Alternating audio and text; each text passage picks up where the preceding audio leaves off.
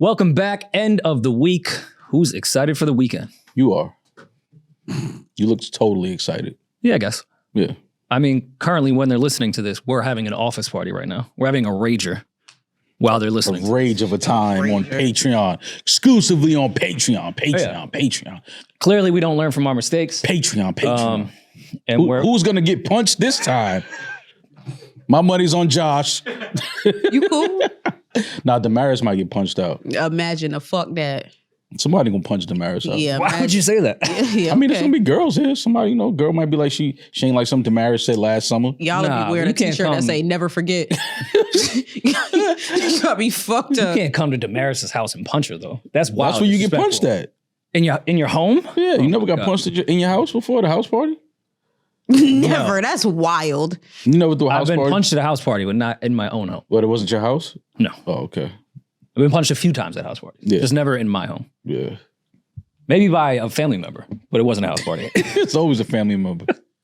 But yes, we on Patreon, we'll be live doing a little shindig. Tonight, 8 p.m. Eastern. Ironically, I know we made the punching joke, which I don't know if, whatever, statute of limitations. Eden will be here too, so who the fuck knows what's going to happen. Yes, Eden is back. Can't wait. I'm so excited to see my guy Eden. We're bringing Eden back. Where there'll be tequila. Yo. And ICE agents will be in front of the building, so if you're not... My bad, I'm sorry. I'm sorry. Are you really sorry? I'm sorry. I don't think you should apologize once you mean. They already been on your ass. I don't Because apology has changed behavior, and I don't think you're going to change. No, but you got to apologize every time you change your behavior.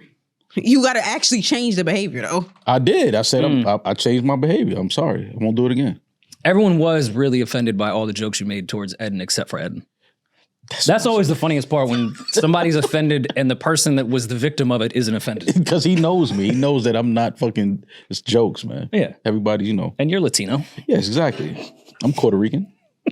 Anyways, yeah. Do you have plans besides our rager? Are you coming to the party? I'm thinking about it. I'm actually thinking on the fence. I'm on the fence. I got some things lined up. You know what I'm saying? Let's talk about what it actually is. Hey, go Demaris. Go. No, give it to him. Roll it out. Yo, niggas hate when I do my job. Roll it out for him. Well, we are having a live stream DJ set where Eden will be DJing. Tonight, right now, if you're listening to this on Friday, exactly, 8 p.m. Eastern, sign up for Patreon, because it's for our Patreon listeners only. We'll be taking requests. Well, Eden will be taking requests. I'll be drunk in a corner somewhere with my legs on the wall. I don't think he'll be taking requests. Have you ever met a DJ that takes requests? Eden is not taking requests. He's taking requests. No, he's not. It's in a middle school dance. People don't have taste. I'm not taking no requests from niggas that ain't got taste, and now we listen to the shit they want. I'm filtering the request. If it's some bullshit, it's some bullshit. I won't tell him to play it, but... Okay. How much Gasolina do we think Eden is going to play? None. Eden's not going to play Gasolina. This ain't that. I'm calling ICE. See? All right, my bad. All right, see, you took it a little too far. We're not playing that. It's R&B and hip hop. Ain't no dembo. I need to hear Titi Mi Pregunto and Suavemente. Suavemente.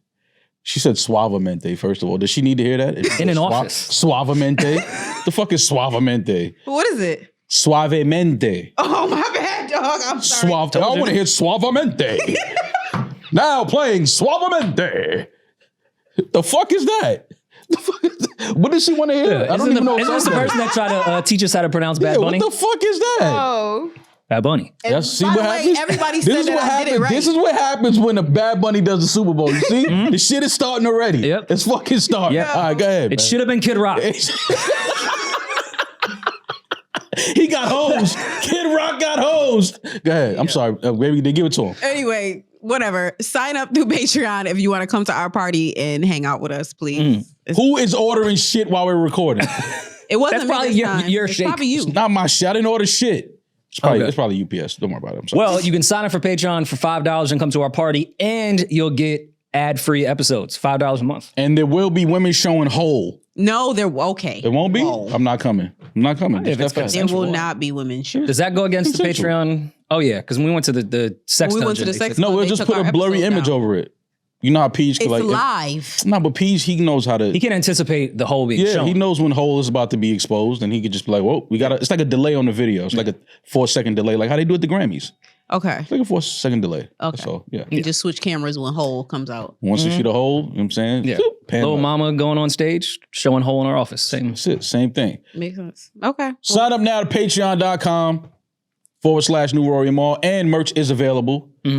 Get some, we got some good merch out there, Rory, in the streets. That is a fact. You know what I'm saying? We're starting to see like a lot of people, wearing it on their way to work. Not really. I'm just selling it. I mean, somebody did DM me that they bought some, and it shipped the same day. Look at the system. And I took the credit. I was like, nah, I personally took that. I dropped that off. I was listen, it was on my way. Yeah, it was on my way. What size I was going again? to pick up my daughter. I was like, you know what? Let me drop this off so this gentleman can have this tomorrow night. Yeah. You didn't even have a stamp on it. You just put it right in the mailbox. For sure. Okay. What do you think Mall's like live stream party swag is? Oh my God. Rory wants to know my live stream swag is, what my go to the movie swag is, what my go to dinner swag is. It's the same swag. He wants to steal your swag. He's a colonizer. I'm going to be sitting right here smoking. There you go. Look. No, you gotta go sit by a window. You can't be. We gonna have guests in here. You're not about to hotbox this. It's not. Why y'all say hotbox? Do y'all know what hotbox is? Seriously? Yes. Because I think y'all generation don't know what hotbox is. No, we do. If there's no ventilation, this big ass room with these windows cannot be hotboxed. I agree. It's impossible. But with the type of weed you smoke, just being in the vicinity is like a hotbox. Well, I mean, that's why your people want to smoke bullshit weed. That's your fault. That's not fair. My fault. Only thing is, in a small enclosed area. Nothing about this is small or enclosed. I'll put a camera on the fire escape. I can't find anyone to watch Amara. So you're gonna have to smoke like somewhere. Oh my God, he's bringing Amara to the office party. Jesus Christ. Amara be at the office party. I can't find a babysitter. What do you want from me? This is great. I'm not coming. Nah, but we showing whole, right? We showing whole, right? No, we're not doing nothing. In this I don't know side- what y'all doing. I'm not coming. Yo. I'm not coming. I'm not responsible for anything that happens to baby Amara. If anything happens, I wasn't here. I don't want to know. We're not talking about it on the next episode. I don't want to hear about it. All right? I'll leave her in the car. No. Oh my God. I'll find a babysitter. It'll be okay. Okay. Well, this week, have y'all been on the internet? The internet been internet, and y'all been on the internet? Nah. I went back up to New Hampshire. What happened? Yep. I don't even know. I went back to New What Hampshire. happened on the internet? What happened on the internet this week? A lot of shit that we don't have to talk about exactly, but y'all have it. I'm sure y'all, we're going to talk about it, but Nicki, Cardi. Did we say merch is available? Yes. All right. Nicki, Cardi, JT, Santana. Oh, I thought you were talking about Spice. something like important, like the continued genocide in Gaza. You're talking about Cardi and Nicki. That's not happening on the internet. That's happening in the real. I thought you were talking about like a real conflict, the way how concerned you sounded. Talking about how we've come to an agreement that they're going to stop killing people on the Gaza Strip. Like, I thought that's what we talking. Oh, you talking about Nicki? Oh, my bad. They're talking about the government shutting down this week. Yeah. No, that's happening in real life, not the internet. I asked if you've been on the internet. Okay. Oh, okay. No, I haven't been on the internet. So what happened on the internet, baby? To give it to us. So there has been some conflict between the female rappers. Oh, I thought you were about to say Israel and Palestine. When you say conflict, I'm sorry. Go ahead. Look at how we use words, though. Yeah. The same thing as been Cardi and Nicki is a conflict. It's not a conflict. They beefing. Nobody's conflicted. Yeah. They've made their they points don't very like clear. each other. They beefing. It's all out war. Like, it is what it is. But go ahead, give it to us. Give it to the people that may not know what happened on the internet, baby D. Go. To the people who may not know what happened on the internet, basically Cardi and Nicki been on there talking shit about each other's kids again, and it's bad. It got bad to the point where like everybody was kind of like, y'all need to stop. Like when you're sending direct insults to the children, calling the children slow, saying they banging spoons, talking about the children's teeth. Yeah, it got bad. Banging spoons. They make fun of Nicki's child because they're saying there's a rumor that Nicki's child is nonverbal or autistic. Okay. So Cardi attacked that because Nicki was attacking culture and talking about her gums and it's just bad. It was just got really, really bad and nasty. Like really, really bad and nasty.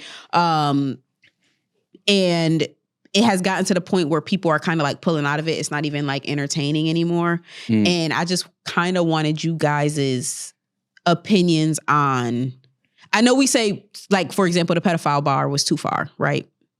Allegedly, the pedophile bar was too far. Talking about kids is obviously too far. And you're not even rhyming.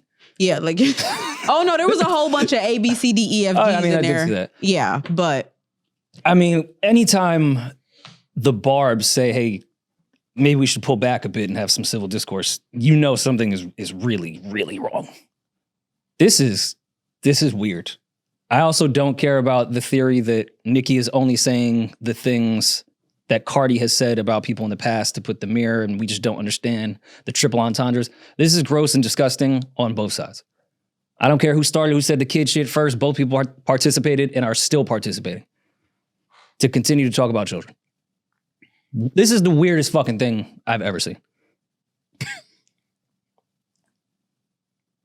Two A-list artists trying to one-up each other on Twitter about who can insult their child the most.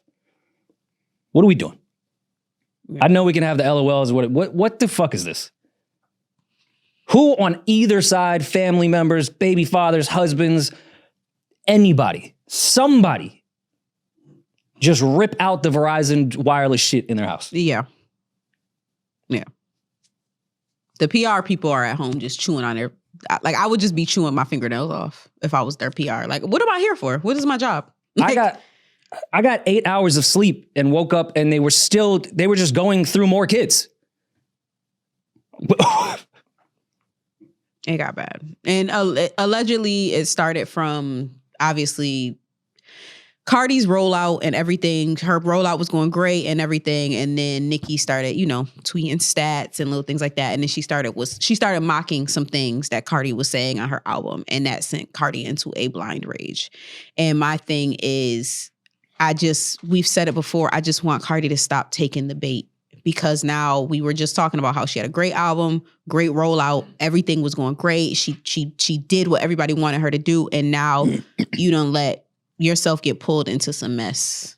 And now no one's talking about that. They're talking about this. Well, also on Nicki's side, Cardi kind of said the same thing we were saying a few episodes ago of Nicki even posting her album date or even getting involved during this rollout. Like, now you're putting yourself, you're the GOAT. Cardi's like, I have 2 albums out. You came out when I was in high school. Like, why? Now we're the same? Why are you even entertaining me? If you're supposed to be up here, why the fuck is my rollout part of your rollout now for next year? Nicki has now put Cardi at the exact same level. Yeah, but wasn't she on the phone screaming at Ice Spice? And her people, Ice Spice is younger than her. Her album came out when Ice Spice was in high school. Like, so none of that matters. It age and when you came out. If you don't like somebody, you got issues with somebody, you express it. I think this is the wrong way to express it. I think it's the wrong way to go about it. I think it's distasteful. I think it's, But I mean, listen, man, people don't like each other. We know that. People are, competitive. Women, when you have women involved, it can become very catty and very, that's just because that's the thing that women have in them. They have that ability to kind of like keep receipts and, weaponize things with family and, personal things about each other. And, it's unfortunate that it's Cardi and Nicki, but I mean, is it surprising to anybody at this point? Obviously, these two women don't like each other. We know that. There's other ways to express not liking someone. Yeah, through the music. Tweet away. I just don't know why kids have to come into anything whatsoever to this degree. I'm not saying there hasn't been in the past when it comes to hip hop that kids haven't been involved, little shots here and there. I'm not saying that hasn't happened. I'm not saying these two are the first people to ever bring children into a verbal altercation. But to this degree, it's been 3 days of just trying to one up kids that are like 3 and 4 years old. Who could say a nastier thing about a child? Kendrick. Has he said nasty things about children? He called Drake a pedophile. But that's not him attacking his child. Okay. That's him saying Drake is a pedophile. You know what a pedophile is? I do know what a pedophile is, but it's not attacking a child. It's not talking about a child. Not a specific child, yeah, but it's the same thing. Okay, fair. But completely aside from that, with this conversation, calling children out of their name and then talking about certain issues or physical appearance, this is fucking gross. It is. I agree like, what type of adult or parent would even feel comfortable doing this? And listen, to Cardi's credit, I know she would say, what would you say if somebody said something about your kid? Maybe you'd get a tweet out of me, but probably just silence. And I'm not calling for anyone violence whatsoever. But if you think I'm going tit for tat on Twitter once you bring up my kid, no. Well, that's what she said. She said, I don't even want to keep doing this because at this point, you got to see me. But I'm not insinuating anything. I'm just saying it would be quiet if it got to that line. Yeah. There would be no banter back and forth. Yeah. I agree. Wholeheartedly, I agree. Yeah, I know there are some conspiracy theories that Cardi and Nicki are stupidest fucking conspiracy theories, but people are like, they're working together for this. And at this point, I'm like, they're not working together. But what I would like to know is someone is sitting there thinking that this is good marketing. And I'm just wondering where the line is drawn, because there is such a thing as bad publicity. Not all publicity is good publicity.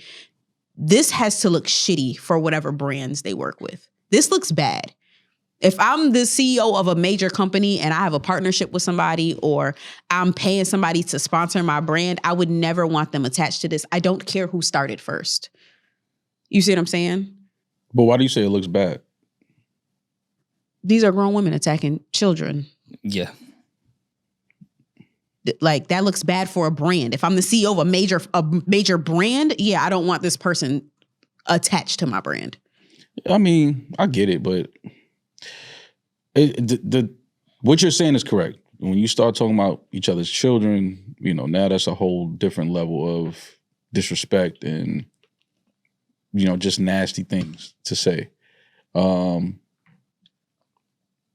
if we being real, is that not our culture of hip hop? Who can say the worst shit about each other? Who can disrespect each other the most? Is that not it? Is this that, like, I'm not as surprised as anybody else is. Like, granted, yeah, they're talking about kids, but it's like, okay, but you don't think there's an arena for that? Like, they're not on stage at Summer Madness at URL. Yeah, so that's the only place I can think where they. This isn't hip to me. No, this isn't hip hop. Yes, are the two people involved in this verbal altercation both hip hop and both rappers? Of course, but that's not hip hop. Tweeting about someone's kid is not hip hop to me. So I'm not quite sure of your example. I mean, of course, in rap battles, yeah, there's probably no rules on a lot of stuff, whether we agree or not. They've said insane things in URL that I could not even believe people stand there and just take it. They have the patience of a fucking Jedi. So this is cool. But this is just two people insulting each other's kids. There's nothing hip. Just because they both rap doesn't make it hip hop. So if it was a beat playing and they said these, I would say this is a nasty battle. That's what I was. This is a really nasty battle. All right, so this is Acapulco. That's all. We just got to. But when Demaris started, I said nobody rhymed yet. This is just statement. Nah, I saw Cardi say something. She was kind of rapping on one of us. I know. I laughed when they were doing the A, B, C, D, E, F, G shit. I thought it was funny. Yeah. But then it just got to that line. Whenever Nicki had said culture, whatever, I was like, well, here we go. In 48 hours straight of just naming kids. Yeah, I mean, it's unfortunate for it to play out like that. And again, whenever you start disrespecting each other's kids, it's reached a whole different tone, a whole different level. So, I mean, I came here last week. Y'all know how I feel about Nicki. Y'all know how I feel about Cardi. I came in here, tried to, throw Nicki some base. Said, nah, when she announced the album, I was like, nah, that ain't got nothing to do with Cardi. That's just, Nicki. But it's clear as day. Like, these two women just absolutely do not like each other for whatever reason. I don't even know where they started. I don't know what was the cause of it. At first, years ago, I thought it was just a competitive thing. Nicki being the top dog, and here comes Cardi. They trying to play somebody in that lane and kind of give healthy competition to whoever the top female MC is, which we understand in music. So I just thought it was a competitive thing, and I thought fan bases add to that and fuel that a little bit. But it was okay because it seemed like it was just a competitive rap thing, like who's the top female rapper. But now it's gone way too left. It's personal.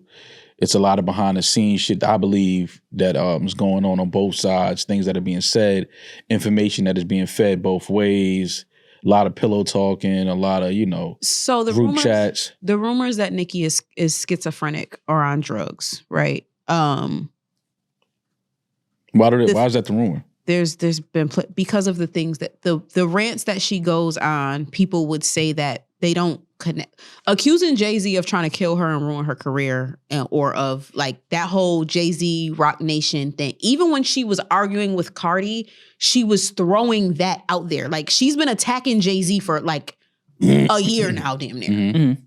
So, and it's just certain things that, like, saying that, oh, they set Juice WRLD up to be killed on her birthday, like things like that. Like, Maul, I'm asking you as like a barb, like, are you not seeing anything weird or like maybe anything like a red flag. Like, this is not making sense. Like, this is not normal human behavior.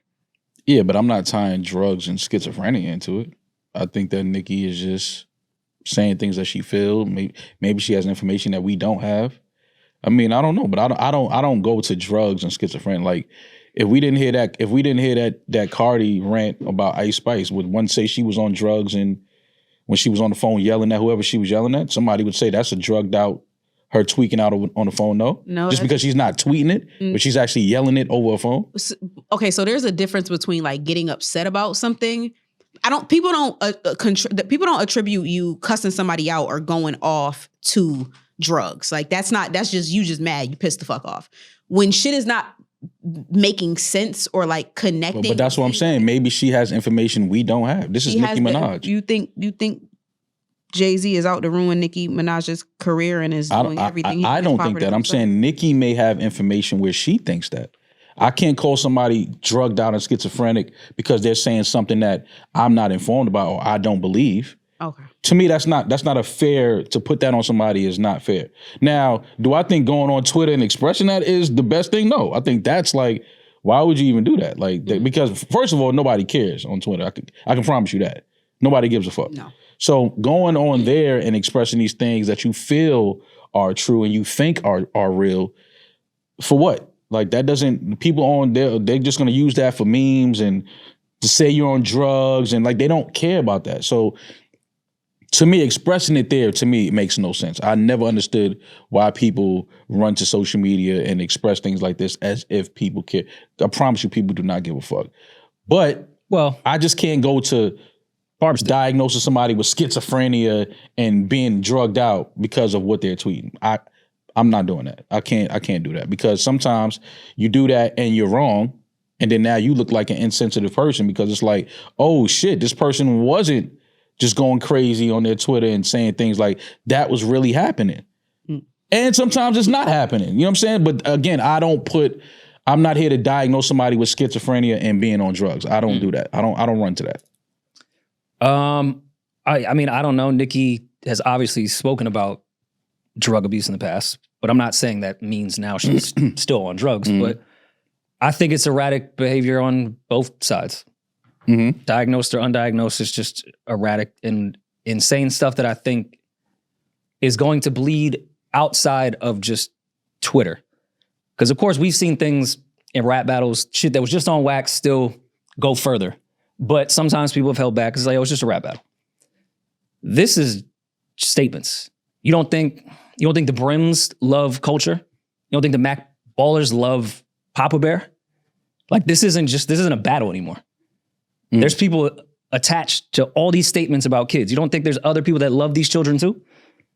That don't think this is funny? Which brings in now you insert Cardi's sister and things like this who are getting involved in shit, and it's just like, it's really, really it's nasty. It's disappointing as a fan, a person who has been a fan of, I've been a fan of Nicki since I was in ninth grade, 8th grade. Cardi too? Yeah, that's well documented. But I've been a fan of Nicki damn near my whole life. And as a fan, it's just like, to see the switch in this where it's just like, why are you doing this? Like, you don't have to do this. Not a delusional fan, not a barb that can make excuses for certain behavior. I'm not making excuses for certain behavior. At some point, you have to look and be like, why, like, as a fan, like, why are you doing this? This is not necessary. Why are you doing this to us? Why are you making us have to come here and sit here and defend you or come up with excuses for the things that you're doing? Yeah. Why this? You know what I'm saying? Like, just, you are still capable of making good music. Just do that.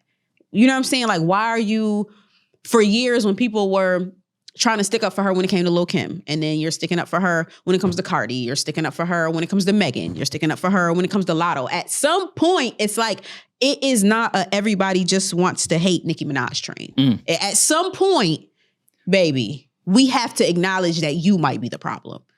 And the barbers are gonna kill me. I don't give a fuck. Like, it's tough as someone who grew up knowing all the words to Warning. It's fucking tough.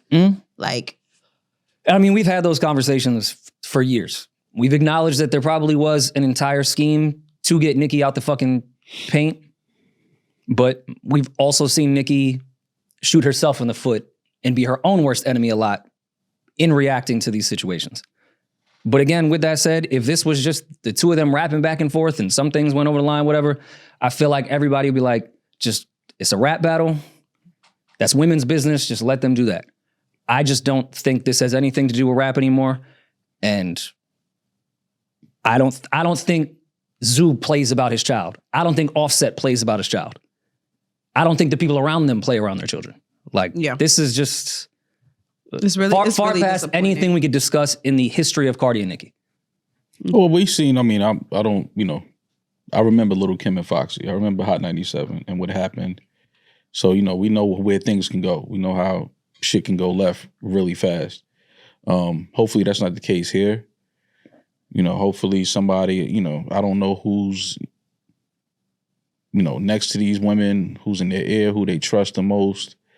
But somebody needs to intervene and, you know, try to stop things before they go left and go to a place where, one, we don't want to see it go. And two, a place that it doesn't need to go. It's just, you know, again, you know, words is words, and sometimes you say things that are hurtful and you can't take back, and some people ain't gonna just let it slide. You know, but hopefully whoever is in their corners, you know, somebody could, you know, pull these women to the side, try to get them on the phone, something. Because, again, you know, I understand how Cardi feels, you know, somebody talking about your children. And I understand how Nicki could feel somebody talks about her children. But again, hopefully, you know, these women could get on the phone, you know, air out whatever grievances they have, whatever issues they have, away from social media, away from, you know, people feeding them energy that they don't need.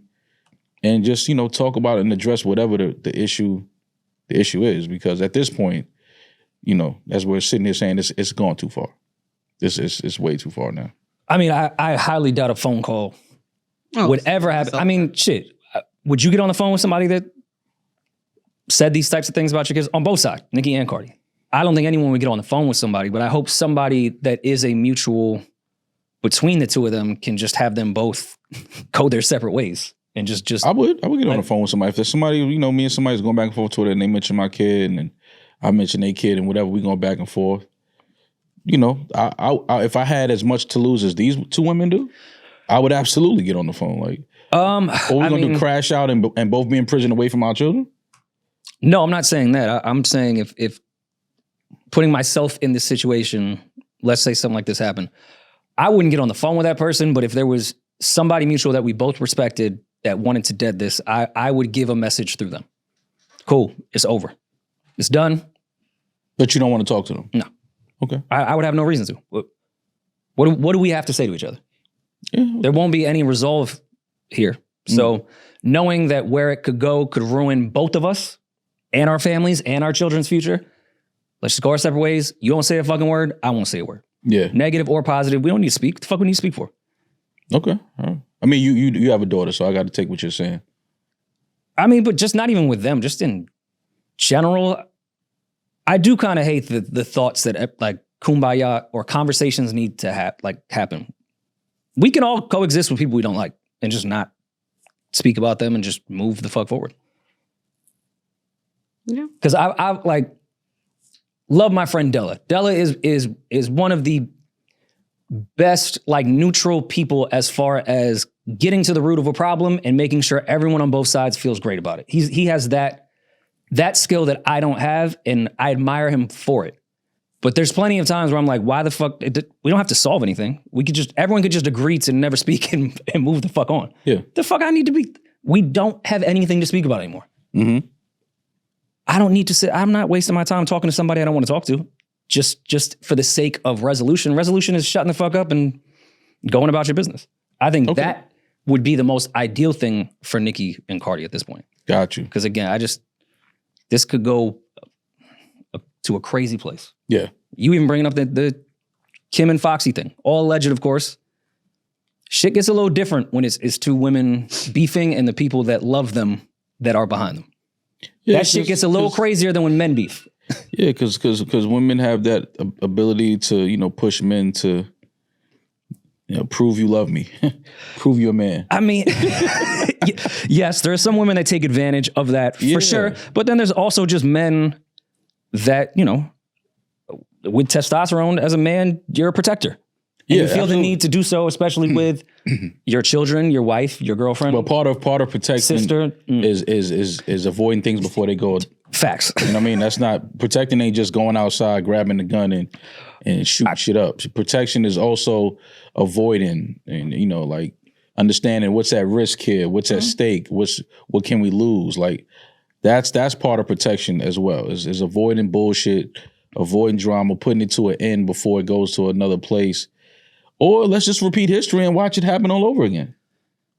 Yeah. Like, I mean, I'm old enough to remember these things. So it's like, when we talking about Twitter, I'm just like, bruh, I was outside when Kim and Foxy was beefing. Like, I know, I saw where that went. You know what I'm saying? Like, I saw this, I'm like, yeah, it's crazy and it's unfortunate. And I wish it wasn't happening and these women weren't saying these things about each other because I respect and I support both of them. But it is what it is. We're here. I think that there's still room for reconciliation because, again, as long as things haven't gotten physical or... Well, they have. Well, yes. At the Met. At the Met, yes. But again, that was a little fisticuffs. It's okay. I think there's nothing wrong with that. The Met Gala's boring anyway. We need a little fight every now and then. You have to keep let everybody scrap Anna Wintour on her toes. Yeah. Let everybody, do their thing and swing and do what they got to do. They should do Fight Club as the theme this year. Yeah, this should be... That's the Met Gala theme. Yeah, let everybody get their shit over. Who got what to say about who, man? Because there's no cameras, right? Nobody's allowed. What happens in there stays in there. That's it. Fucking Fight Club. So wear your pretty gowns and your dresses on the red carpet, and then when y'all get in there, throw y'all Skims on and fucking brawl. You know what I'm saying? Like, Nike Skims. Yeah, throw y'all Nike Skims on and get to it, man. Out y'all grievances, and that's it, man. You'd be surprised how much that really could resolve. Yeah. We got it in. No one's going to know who won or lost, and we just keep moving. Demaris, if you lotto, you taking that bag? What do you mean? If I'm lotto? Yeah. We'll give some backstory. No, I'm just saying. Cardi said she was going to buy her bag because, the audio leaked to her. No, I'm taking the bag for sure. No, you would take it? Let me finish talking. Damn. You said you taking the bag for sure. Let me finish talking. Yes, I'm taking the bag, but I can't look at you the same from that. Oh. And listen, y'all know I love Cardi. I get being mad. And when you mad, you say a whole lot of shit that sometimes you mean and sometimes you don't. But if I'm Lotto, nah. If I'm Lotto, I'm never taking that bag. That's and take my verse off your DSP. I can understand being angry. It's a great verse too. Take my verse off your DSPs, man. Yeah. Because if you just said if she would have said, I ain't Lotto, I ain't Megan. Like, I'm not just gonna let you talk all this bullshit and just let you rock, da-da-da-da. Like, if you say it like that, that's different from saying, I'm not pussy. Whoa, don't use me as the example. Who pussy? Don't use me as the example of being pussy. That's why you saying you would take the bag is crazy to me. I'm not taking no bag from somebody that's cold. Were you crazy? Fuck, I could go get my own bag, my own Birkin. The fuck you talking about? I'm not taking that bag. If I'm Lotto, there's no way. You hear somebody talk about you like that and you just gave him a bomb-ass verse and that, nah. Great. And I hate that over, because I love that song. And it completely overshadowed the fucking song. Yeah, because now it show you how people really be talking about you and feel about you until they need you. I don't respect that. I thought that was crazy. That was fucked up. I respect Never the taking apology, that back. But that's that. No, you respect the apology. Like, I respect Cardi for being a woman and saying, I said things while I was mad and I apologize. But if I'm Lotto, I'm not taking that. I'm not taking no bag. You calling me pussy? Now that's a pussy bag. Every time I look at that bag, I got that because I was called a pussy. Yo. And now I'm super pussy. Yeah, now I'm super pussy. Like, now you can call me pussy and just buy me a Birkin and I'm cool. Like, nah. I never want to hear a woman say that material items don't count as an apology. That's the thing about, and I feel like people have been telling Cardi this for the longest, about letting people get you so upset that you step out your body and now you just saying things that you ain't even, you saying things on the phone with people you might not even mean, or you wording it wrong, or you can't let people get you that upset. Like, imagine if Thug bought all of them niggas he was talking about on the phone a Rolex. I thought you was about to say a bag because that'd be more realistic. I could see That'd be more realistic. I could see Thug buying Baby a Birkin. Like, imagine he showed up like, yo, my bad, gang, but yo, that new AP. Ain't no man taking, like, yo, get out of here. You buy me a watch after talking about me, like, nah, no way. But I do respect Cardi apologizing because she knows she was wrong for that. But if well, let me just say this. I don't know Lotto, never met her. I don't think Lotto is accepting that bag. No, I don't think so either. I don't think she's accepting that. I said I would accept it because I mean I can't buy my own Birkin, so of course I'm gonna accept it. But yeah, Lotto, yeah, that would hurt my and more than anything, it would hurt my feelings. It would hurt my feelings more than anything. Cause it's like, damn, like I thought we like fuck with each other. Like I'm pussy because I ain't like. But that's what this industry is, baby D. It's all fake. It's all. As long as I need you for something, I'm cool with you. That's all it is. That's why I'm not surprised at none of this shit. Because I've been around the industry long enough to know, like, yo, people y'all be thinking, I'm like, well, these people be talking about each other behind closed doors like dogs. They be talking crazy. And then you see them in the video, I'm like, yo, they got a song together?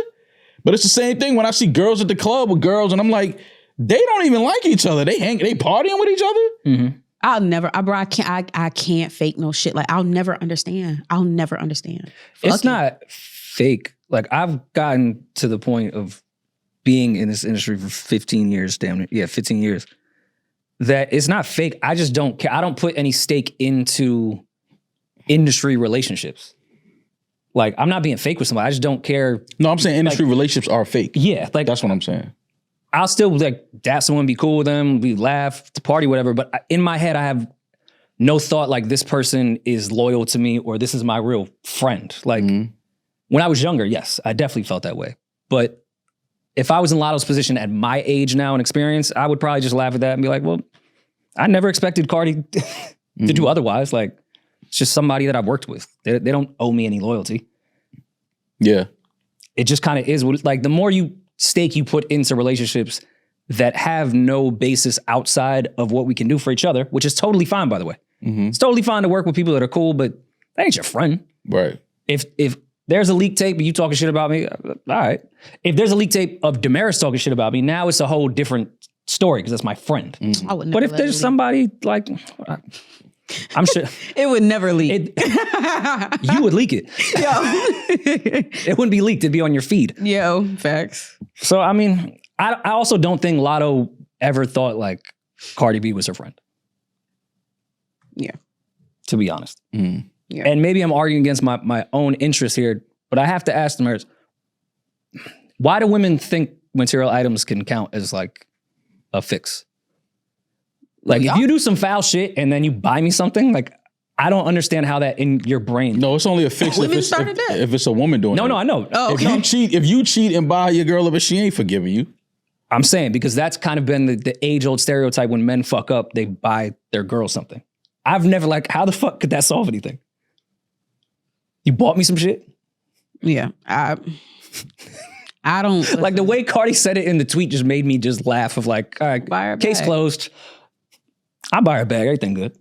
I don't think it means everything good. I think it means I fucked up and I'm willing to do something for you because I know I fucked up. Well, just give me the apology. And I mean, I respect that. Yeah, but that why Cardi why that work for Cardi, but not for when men cheat on their girls? It works for a lot of men. How many bags you think Offset bought? It works for a lot of men. He's single. It work. He divorced now. Yeah, but that was like 45 bags later. Yeah, but so what though?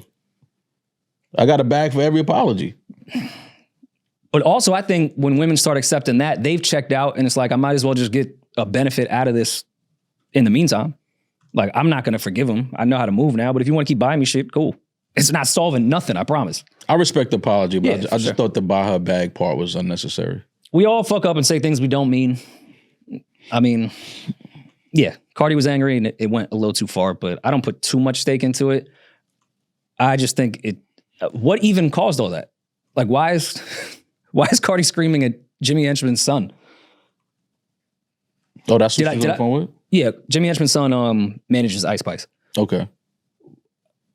Can you tell me where that whole beef? I have no clue. I missed that, but what Cardi was yelling about, it seems like maybe when shit was going on, Ice Spice like posted like a track and then like an emoji, like trying to capitalize off the beef moment. That's what I got from it. I could be wrong, but That's what it seemed like. When I first heard the call, I thought it was old. And then they were like, oh, that was like last night. And I'm like, oh. Mm. No worrying now. Maul, you've been telling me nonstop that you're thinking about upgrading to the all-new iPhone 17 Pro because it is designed to be the most powerful iPhone ever. You will not shut up about it. The zoom feature is incredible. Insane. But are you also thinking about the traffic on your way to the store or transferring all your data? No, I'm not thinking about that. Well, if you were, good news. When you order a new phone online with Boost Mobile, they'll send an expert to your home or work or to deliver your brand new iPhone 17 Pro and get you set up on the Boost Mobile within minutes. No hassle whatsoever. Visit boostmobile.com to get started. Delivery available for selected devices purchased at boostmobile.com. Terms apply. But anyways, this has been way too serious of 40 minutes. Like, I want to get some laughs. Prayers for everyone involved. Cardi, Nicki, Ice Spice, Lotto. Praying. You're not praying. No, I want people to pray. Ma, I'm not saying that I am praying. I'm just saying prayers. They said that we forgot when we were talking about Song of the Summer that we forgot Wim Whammy. Who? Whammy. Like Prudo, bitch, like what the fuck? Put some Lulu on that butt. The Lululemon. You don't. That's Sexy Red? No. No. Who is that? I'm pretty sure it's YK. She sounded like, who's the dude that's on OVO? Mr. Tumaza. That's who Demaris just sounded smiling. But that's how the song goes. Oh, Wim Whammy is her name? It's by Pluto and YK Niece. Yeah. It's I was enjoying it. Oh, it's a group. Yeah, not a group.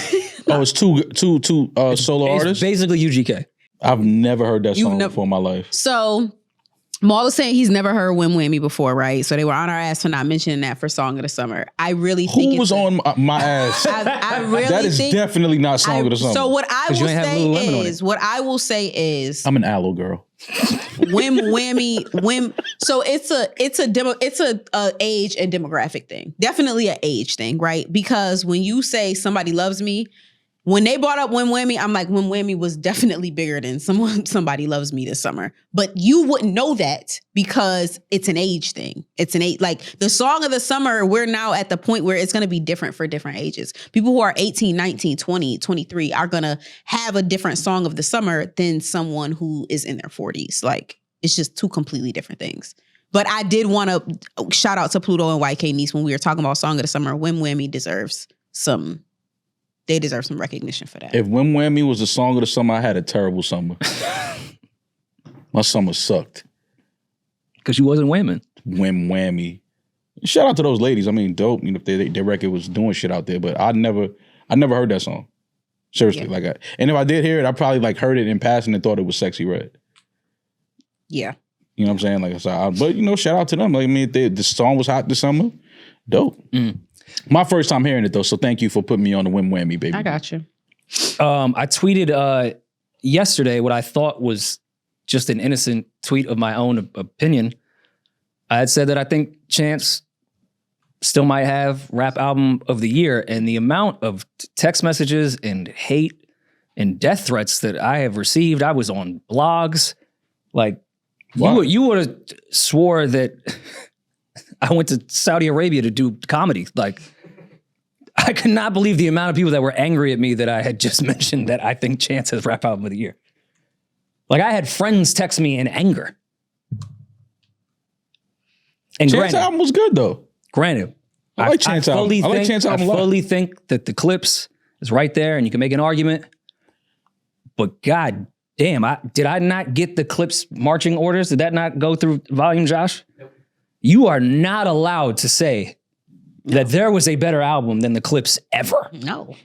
And I love that project. And Birds Don't Sing video came out this week, was beautiful. Definitely was cutting some onions watching it. Incredible project. But God damn, I did not get the memo that you were not allowed to say that the Clips album wasn't the greatest thing you've ever heard in your fucking life before. No. My God. So people, I had white people telling me this is a white take. Yeah. I love when that happens.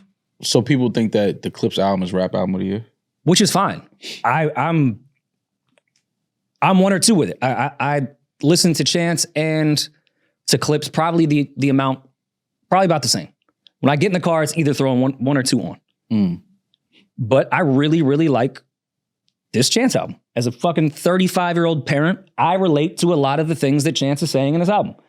Now, granted, Freddie, Alfredo, was it 3? 2. 2, Alfredo 2. Yeah, it can be in the conversation. I still think the Clips and Chance is a bit better. And maybe I went in because I had Alfredo 1 expectations with it. Still love it, but it's not to the degree I thought it was going to be.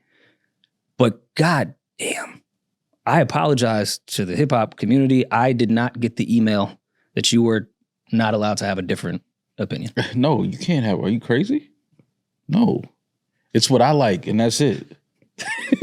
What I say. Sometimes it's not what you like, it's what sounds better when you say it. Yeah. Because I know a lot of people that were never Clips fans at all. And it's cool. If this is your first time listening to the Clips, that's amazing. I'm not one of those hip hop fans that's like, if you don't know the first one, nah, cool, whatever.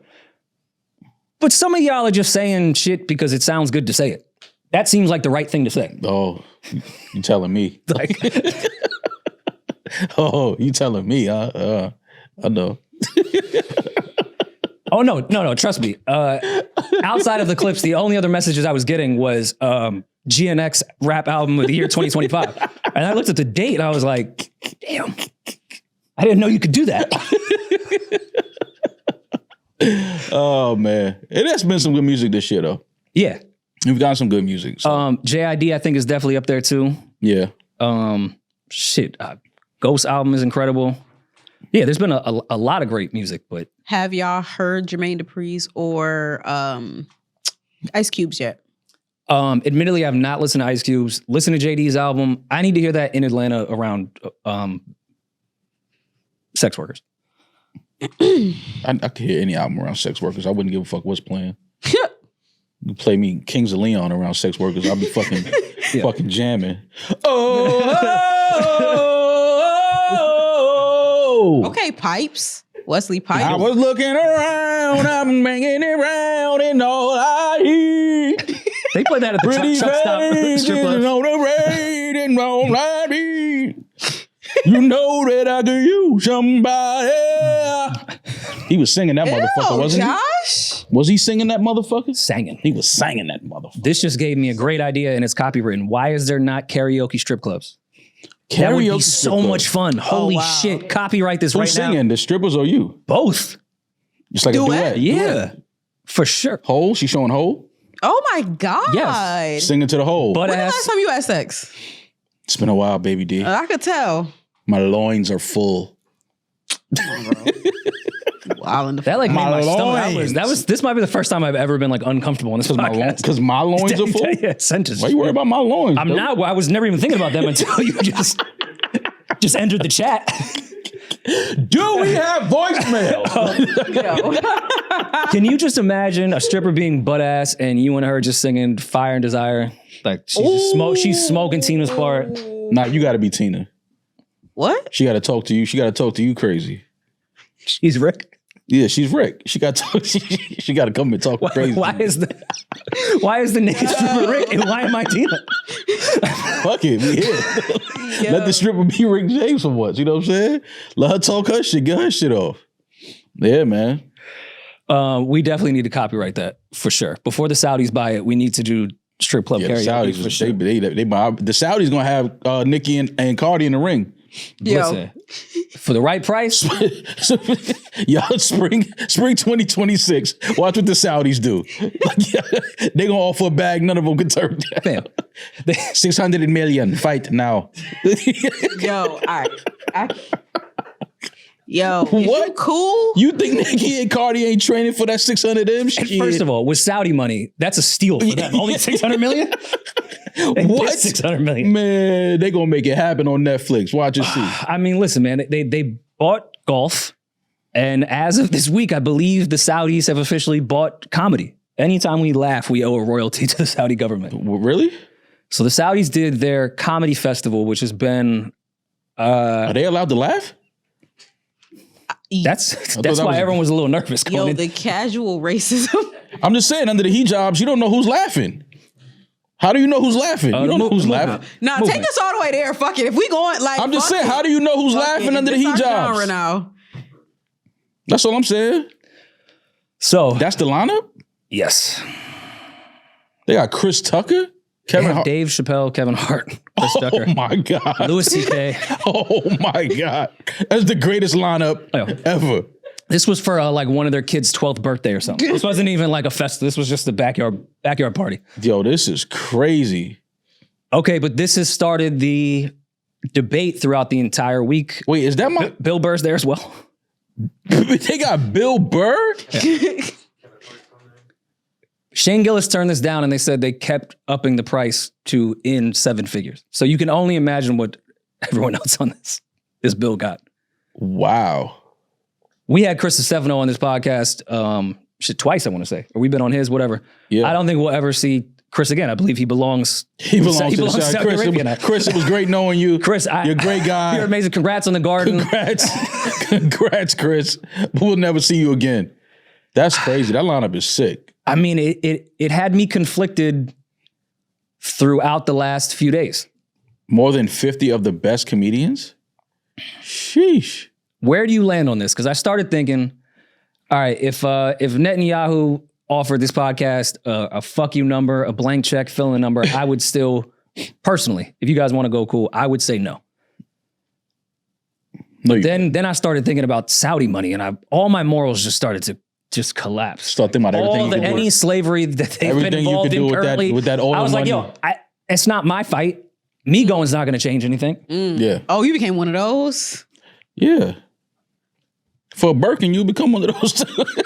Saudi Birkin and a Cardi Birkin are two different Birkins. Louis C.K. and Lotto got two totally different Birkins. I just want to make that very clear. Wow. It did have a lot of the comedy community revolting a bit. And you guys know I love Bill Burr, and I stand by his messages of hating billionaires and getting rid of them. And I guess Bill chose his words correctly because he did take money from trillionaires, just not billionaires. See? A lot of people look hypocritical in this entire thing with what we call that manifestation. That's what Bill Burr calls it. Manifestation, Rory. You see? And who am I to judge? I'm sure what they offered Bill Burr, who's already a multi-millionaire, I'm sure it was an insane number to get him to do that. Oh my God. Imagine the accommodations. Imagine where they're going to be staying at over there. It's in Saudi Arabia? Yeah. Oh my God, they're staying at the palace. But then I was thinking like, all right, everyone gets booked for club bookings in Dubai. They shit on a hooker and go home and no one's the wiser. Mm-hmm. Like no one says anything. Beyonce has done the weddings. Rihanna's done the carnivals. Like, I mean, I don't know. At what point do you just give in and say it's not my fight? When they call and they give you a peek at what that wire transfer is going to look like. But you know what? I understand. I understand. I get it. I understand. It's not my fight. I watched proudly as a young teenager, wide-eyed, just looking at the world, an idol like Dave Chappelle take a stance against what was wrong with Comedy Central, Viacom, comedians, black comedians at that, showrunners. Walked away from 50 million, right? What was it, 50? Walked away from 50 million. In the early 2000s, he walked away They from put 50. out a press release that said he was smoking crack in Africa. Man. Then he showed up with a recorder in San Francisco and tried to get his career back in a park. Yeah. And I watched him fight all the way to get the money he deserved in the right way. The longer journey. Then this morning, the Saudis called. I watched Dave Chappelle put his hands in what, I don't know if it was sand, I don't know what the fuck ritual it was. Yeah. And then go like this. And then I watched Kevin Hart, who was in line, go and do the same fucking thing. Yeah. With no explanation of what it meant. Mind your business. Listen, I've been very critical of Israel. I hate when they do their PR press runs where they're like, oh, come to Israel. When Leor Cohen thought Chuck D was anti-Semitic, let's get him on a first-class flight to the Holocaust Museum, take him to Israel. We'll go by the wall. We'll kiss it. Mm-hmm. I think the Saudis have done a trade in PR teams. Yes. I don't know what this ritual is. That means the But wire. I know Bill Clinton put on a yarmulke and kissed a wall. Yeah. Oh, shit. Oh, it happened already. It's currently happening. Dave went on stage a couple days ago. Bill Burr already did his set. Dave got in early before niggas changed their mind. Dave said, I want to be the first to go. Yeah, second day. Second day, Dave. That's his new name. Dave ain't waste no time. He don't want production to have an issue. He like, yo, what, that wire hit? Yo, let me get out of here. I forgot what comedian it was. They showed footage. He was holding the hand of a Saudi. Yeah. No. I'm not joking. Josh, please look this up. Yeah, you gotta hold my hand. Go to KFC from Barstool. Shout out to KFC on his page. Yeah. There was a comedian, like he was in prison. Yeah. Hold my hand. Like his pocket was out and he had to hold the pocket. Yeah. Go to his Instagram. So there's certain things of like, but I don't know. Are they getting in early? Because we're going to be owned by the Saudis eventually. Josh is still on Twitter. I just want to let y'all know that. Yep. Instagram. You said Josh. Go to Instagram 4 times. God damn it, Josh. It's times like this that all of us can sit back, and because we are not famous enough or in demand enough where our morals could be questioned, we get to critique everyone else that does it. That's the hand in the sand. Second day, Dave. There he go. Hand in the sand. But do you think they explained what the ritual was? They don't have to. The wire hit. You don't understand what I'm telling you. I wouldn't give a fuck what was happening after that wire hit. Y'all ain't got to tell me shit. What time do y'all need me on stage? Look at Kev. Look at Kev. Look at Kev. Look at Kev. Look at these. 2 watches. Look at these niggas. Look at these niggas. Look at these niggas. Yeah, I ain't mad at. Hey, listen, man, go get that fucking bag. I ain't mad at none of you niggas. Yeah. All right, maybe I would do the sand ritual. Just don't explain to me what it is, because if those are like the ashes of the slaves you literally just slaughtered, I don't want to know that part. Man. But I don't know if I'm holding Nav's hand and walking around in the way that they have been parading these comedians. You said Nav? Wait till it moved. The guy looked like Nav. Yeah, he thought he was just going to shake his nose. Take my hand. Now let me walk you and show you. That was Dana White? Yeah. He's not even a comedian, but you know the Saudis is buying the octagon. What do you think the next UFC is going to be? We're going to sell this government to the Saudis. Going to? Going to? Did you just say going to? Thought it was gone already. What is going on in the world? Man. Listen, man, times is hard. People broke. Saudis got it. I mean, he's gonna be out of here too. Wait till the Saudis see what Peeje could do with a Photoshop. He's out of here too. He gonna go hold the hands and rub the sand. Especially on this PR surge that they're doing, the Photoshop. Yeah, that Peeje could do for that PR company. Oh my God, Peeje could Photoshop Saudis slaves. Oh what? My God, that's just propaganda. Wow. Then I saw a lot of like Star Spangled Banner people like, these are the people behind 9/11. Why would you ever do that? Well, you do comedy in America. What? No one's mad at any comedian at the cellar right now. You're right. They were behind it as well. Oh my God. Wow. Listen, man, you gotta do what you gotta do, man. You can still have, your beliefs and stand on business, but sometimes that wire transfer just look too good, man. You gotta kind of go over there and just tell some jokes. So fuck it, let's all laugh. At the end of the day, how comedians were formed, they were jesters for the king. I wonder what Corey Holcomb thinks about this. Why didn't you have Corey Holcomb go do that? See, that's the comedian they be needing at these type of events. Shout out to Corey Holcomb. Yeah, they be needing like Corey Holcombs over there. Go get Corey Holcomb and bring him over there and see if they laugh at what Corey got to say. Corey will go over there and turn that shit upside down. Have you ever watched Tim Dillon? Comedian. He has a great podcast, one of the biggest Patreons of all time as well. Mm-hmm. So Tim Dillon was one of the first people to accept the Saudi money. Yeah. And immediately, while everyone was like, oh, I'm a little worried, went to brag on his podcast about taking, I believe, the $375,000 that he was offered. And he said, I don't care that they have slaves. I'm going over there. And then they said, Tim, you are no longer allowed here. Give us back that money. For real? Yeah. Wow. And that's why a lot of people are now condemning Bill Burr outside of his stances before with billionaires and everything that's going on in Saudi Arabia. He went on his podcast and just talked about how amazing. It almost felt like a script. And even when Chris landed, they put the camera right in his face. He was like, this is the greatest place ever. Yeah, I bet. But Tim Dillon, first person to take that, I bet it's the greatest place ever. I don't care what they doing over there with slaves and shit. They were like, you are no longer invited, sir. See, I want to hear what Corey Holcomb and Cat Williams think about this. I want to hear their next hour and a half special. Yeah, I want to hear Corey Holcomb and Cat Williams' hour and a half special about everybody that went over there to do that comedy festival. That's what I want to hear. That's what I'm looking forward to. Man, Corey Holcomb would be hilarious over there.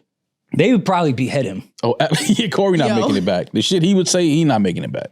Corey know he wouldn't make it back.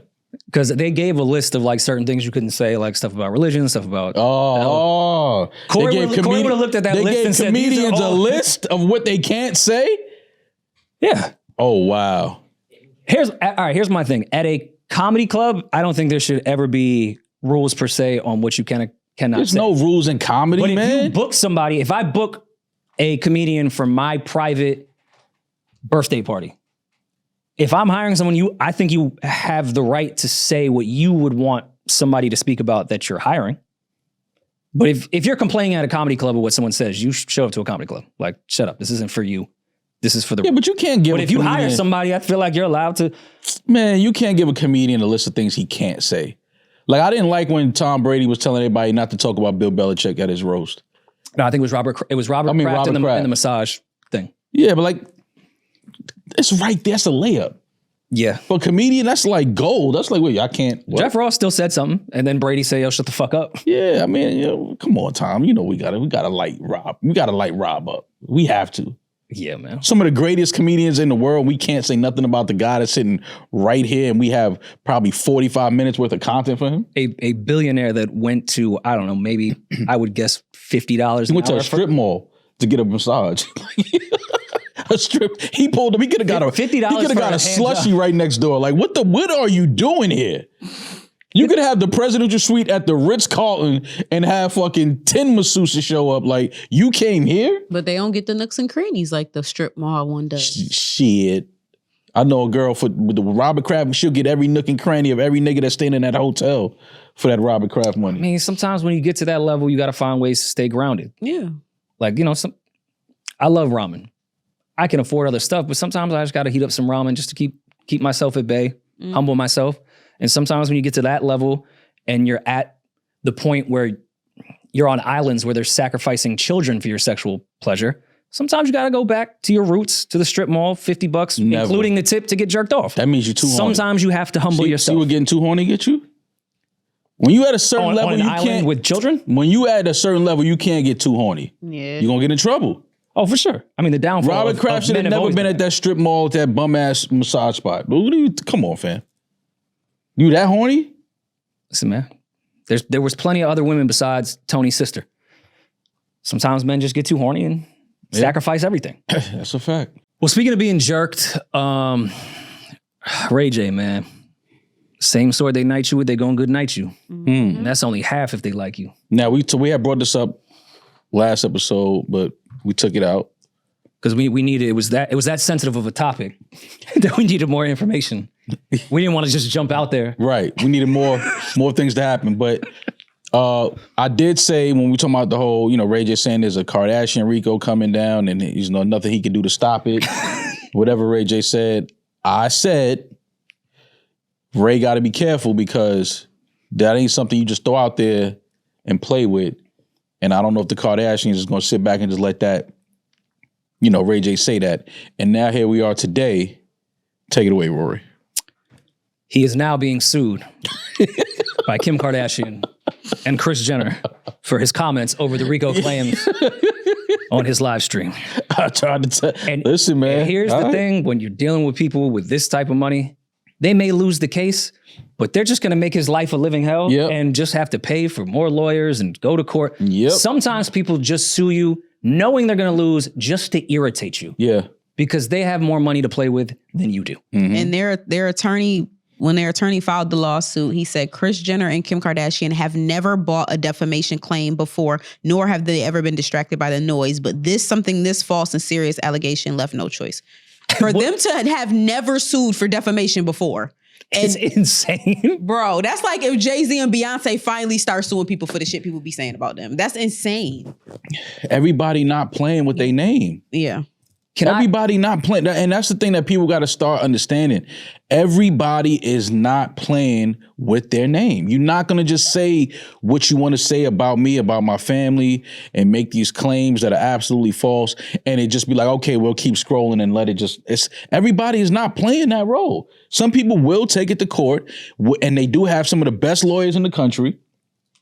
And like you said, now your life is fucked up. You got to go to court. You got to spend this money for what? Just because you decided to say something that you was chasing a moment, a viral moment, and you wanted what you were saying to just be on every blog.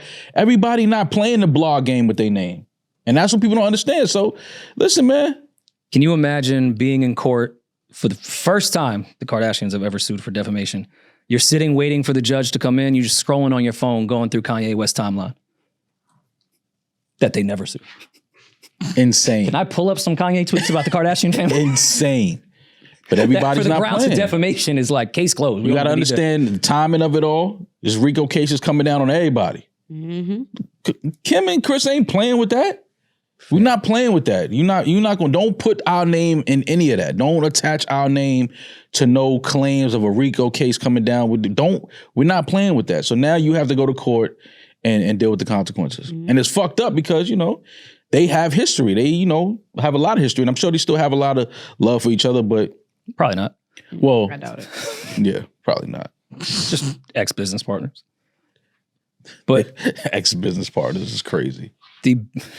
My favorite part of the whole thing, though, is where I do feel for Ray J here is he showed compassion. He said there was nothing he could do, which means he tried. Mm. He tried everything he could do to stop this RICO from happening. Oh, they tied the I Hit It First record into this? As part of his antagonistic behavior? Traces back to 2013. Wow. Yeah. Oh yeah, so they just not, they like, all right, bro, enough is enough. That's what this is. And wait till Kim represents herself. Man, Kim got a lot of niggas out of prison, boy. Right there. Yo, we kept the file. She got a lot of niggas pardoned. Yeah. Yeah, Ray, you might be in trouble. Scooty bikes can't get you out of this one. I will say, Young Thug Lifestyle playing in court was one of the funniest clips I've ever seen. If, in fact, they play I Hit It First, does California allow cameras in their courts? Yeah. Does California? You didn't see the OJ trial? The fuck? What are you talking about? And somehow the Kardashians are involved in that too. The Jenners, Jesus Christ. Yeah, Ray, you in trouble. Can you imagine that footage of I Hit It First playing in a courtroom? Oh. Okay. Wait, words are important. He said the federal RICO I'm about to drop on Chris and Kim is about to be, okay. All right, that's different.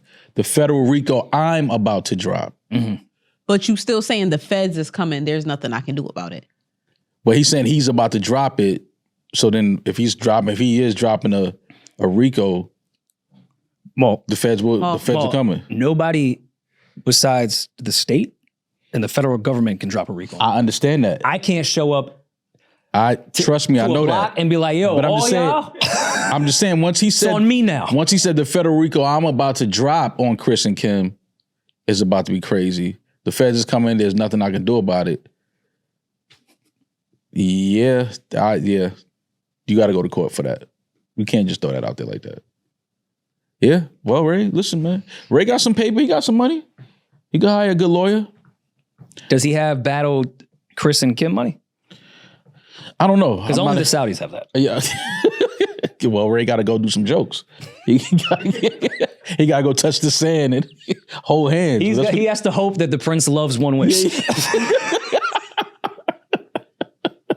He got to talk to French Montana, try to figure out something over there. Ray, man. Yeah, man. Right. That's my guy. I fuck with Ray J. But yeah, love Ray J. I want him on the show. Yeah. Like Ray, he's man, up there with one of my Ray, we love you, man. Like, but dog, what's up, man? What you doing, bro? This is bad. This is bad.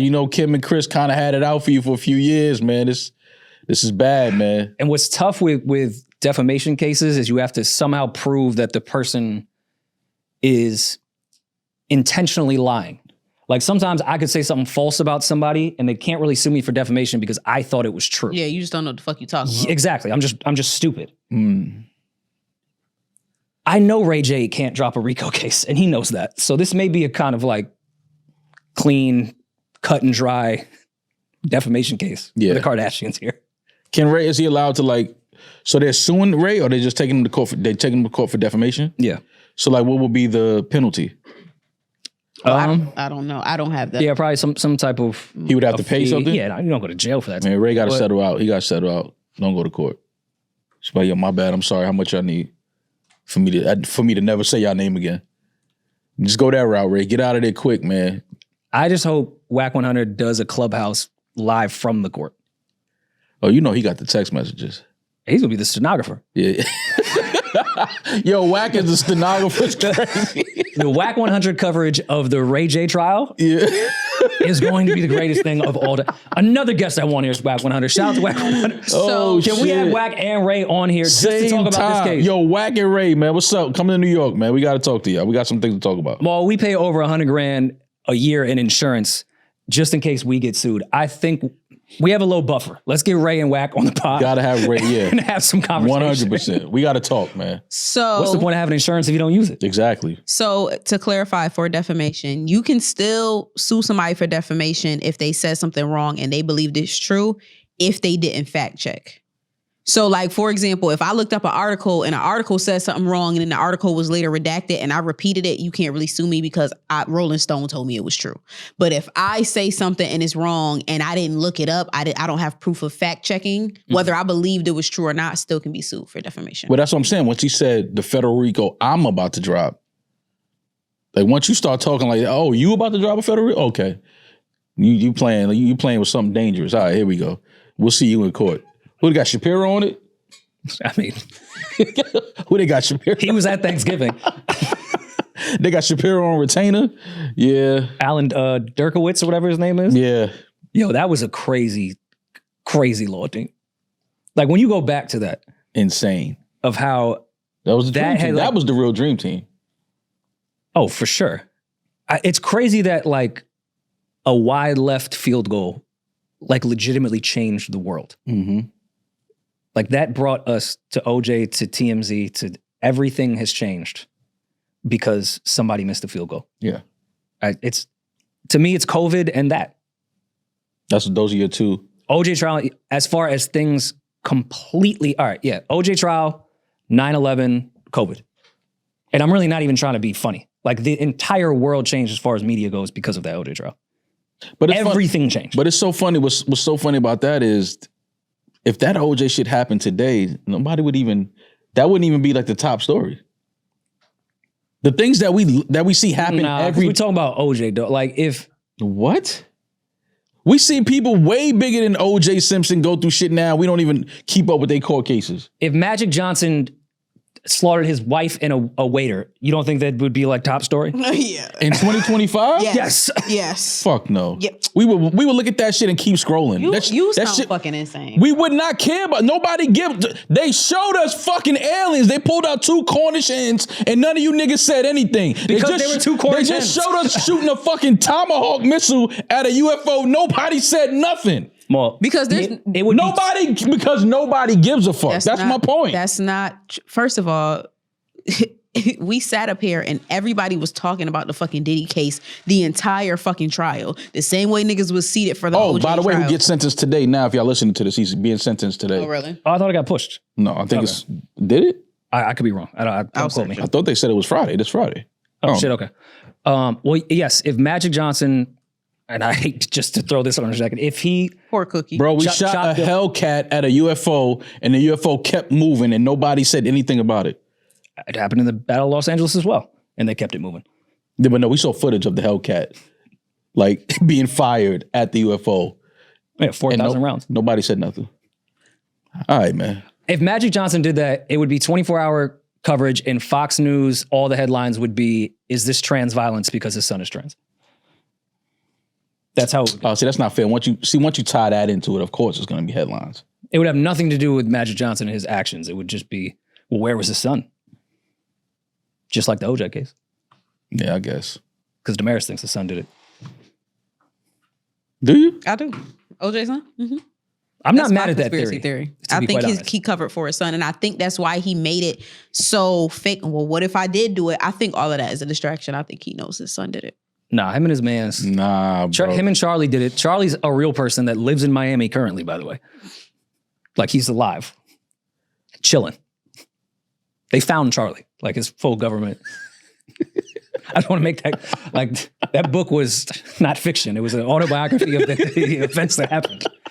And he didn't even change Charlie's name.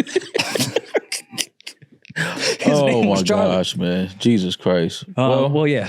Anyways, prayers to Ray J, Chris. No, I think I'm gonna really pray. Like we say that a lot, but I think I'm gonna really pray Billy, for Ray. Yeah, I'm gonna pray for Ray J, man, because that's my nigga. I love fuck with Ray J, man. So praying for Ray J, man, because yeah, too much talking on the live streams. Came back to bite him in his ass. At that point, like I'm going into court. Just how do we settle? In some degree. But see, that's why I said life is crazy. Bad of y'all. Like, what do you Ray mean for me? Ray J on his last live stream told us that asses was being taken in ways we can't imagine. Nobody said nothing. He didn't say who asked. You can't. If he would have said, I'm about to drop a federal RICO on some famous motherfuckers, that's different. Once you start saying people's names, if he would have said somebody's ass was being taken, then touche. Score for Demaris. We have Absolutely specifics. Right. Yeah. Ain't my ass being taken, but somebody ass. So asses is being taken. Mm-hmm. Pierce Morgan put Jaguar Wright on his cable TV show. Anything's possible. He didn't give a fuck. No, he gave a fuck. You ain't heard from Jaguar since, did you? Yeah, I ain't heard from Jaguar. Yeah, where she been? Where she been? Where Jay-Z told her to go? Don't play with me. See, don't play. First of all, don't play with me. You're buying into her theories that Rock Nation is going to kill her. You seen the imagery with Rock Nation, in Israel. Below, yeah. I was just up in the building paying my tithes. They give Rock Nation so How you think I got this shirt? I'm here. Rory, you ain't a hostage shirt. You ain't touched the sand. You see, I put a different vinyl up there. Yeah. No, Rory, I walked right into Rock Nation. You got to touch the sand like this though.